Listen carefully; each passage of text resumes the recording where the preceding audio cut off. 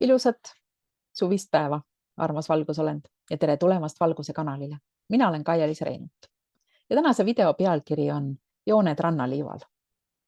Ja see pealkiri on tegelikult allegooriline, sest üks praeguse aja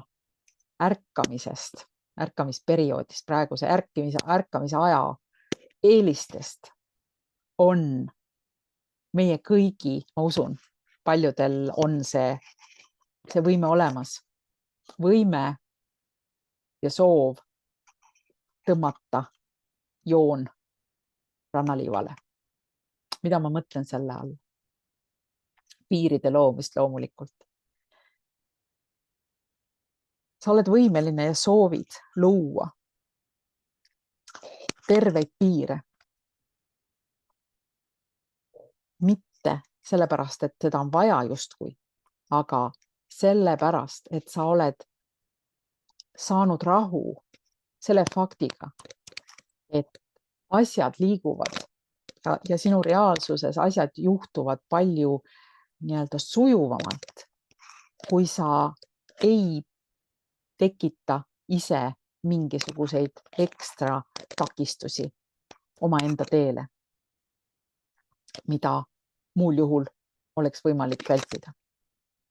Ja see on üks neid asju, mille eest ma soovitan sulle endale õlale patsutada, kui sa oled täna võimeline piire tõmbama, kui sa võib-olla, ma ei tea, 10 aastat tagasi seda ei suutnud.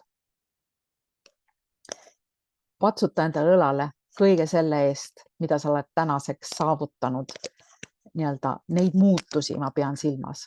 Ma ei mõtle mingit kõrget töökohta, vaid ma mõtlen neid sisemisi muutusi, mis sa oled tegelikult teinud enda sees juba. Ja ka neid asju, mida sa täna läbi piiride seadmise oled suutnud vältida, mingeid konflikte, mingeid situatsioone, mida sa tegelikult pole tahtnud, aga varem võib-olla sa pole julgenud või osanud ütelda mingis kohas ei ja ütelda, et ei, seda ma ei taha või ei, see ei ole praegusel hetkel okei. Selline käitumine, see on nüüd, ütleme, mitte aktsepteeritav ja nii edasi. Et kõige selle eest, kui sa täna oled neid asju võimeline tegema ja varem ei olnud, siis on aeg tõesti endale õlale patsutada. Mina patsutan ka. Ilusat päeva!